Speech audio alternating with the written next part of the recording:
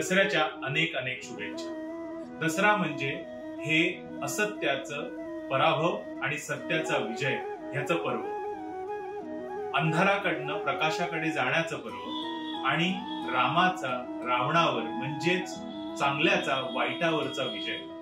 आणि हेच आम्ही कॅन्सरच्या ट्रीटमेंटमध्ये हीच आमची आशा असते की नेहमीच कॅन्सर ह्या राक्षसाचा पराभव हो आणि पेशंटची जी विल पॉवर आहे, पेशंट मधला जो राम आहे तो नेहमीच जिंकावा। यासाठीच आम्ही प्रार्थना करतो की तमसो मां ज्योतिर्गमय, असत्यो मां सत्यगमय आणि मृत्योर्मां अमृतम गमय।